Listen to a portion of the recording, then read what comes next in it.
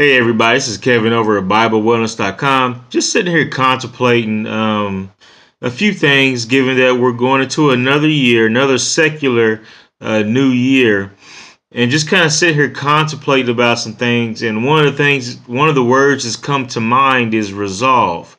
And it's the beginning of the year, and a lot of people are thinking about resolutions and making declarations and having resolve about certain things, setting goals for the year. Um, but you know, I'm just trying. The more and more I grow, and I guess become a little more mature. I'm starting to get past the whole I'm going to lose weight, get in shape thing. That's a given. I'm always trying to do that, and then trying to make more money, and the normal things, and look past that, and kind of focus on my relationship with Christ, and just have a purpose, a resolve to um, keep myself clean and undefiled from the world in which we live. And I was just sitting here thinking about the story of, first and foremost, Daniel chapter 1, verse 8. It said, "But Daniel purposed in his heart that he would not defile himself with the portion of the king's meat." And quite simply, Daniel, before anything happened, he had resolved, he had purposed himself not to defile himself with anything that the king had to offer.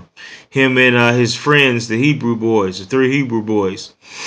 And it really stuck out to me in the story as I read the story and kind of just thought about it for a minute. That first he resolved in his heart, and once you resolve something in your heart and you set your mind to something, then everything else follows. Your body, your attitude, everything else will follow. And just looking at the Daniel 1 and 8, but Daniel purposed in his heart that he would not defile himself with the portion of the king's meat. And then also looking at Ruth 1:17 through 18, it led me to that. And where thou diest, will I die, and there will I be buried. The Lord do so to me, and more also, that also if aught but death part thee and me. And when she saw that she was steadfastly minded to go with her, then she left, speaking unto her.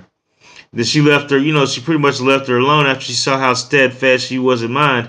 And it speaks to the importance that when the adversary and when others see that we are steadfast about our stance in Christ, they have no choice but to leave us alone. He has no choice but to flee and come, maybe come again another day and just test us another day. But we are to first we are to have the resolve not to defile ourselves.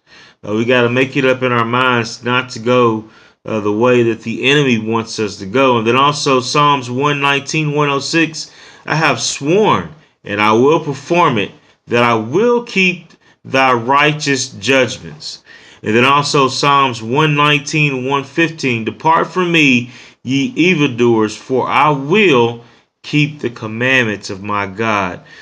And these are just a few verses that I've been meditating on, thinking about as the new year comes in, that a lot of people are purposing in their hearts to do certain things, but first and foremost, we have to purpose and have the resolve in our heart to do the will of the Father, and just really to keep ourselves as much as we possibly can and submit ourselves to the Spirit of God and allow Him to work in us so that we can present our bodies as living sacrifices presented to the Father for Him to do what He wants to do with it. And given with the time, looking at the times that we live in, it's getting harder and harder to do. The distractions are increasing by the moment. And there's, it seems like there's always something new to get into, but it's really nothing new under the sun.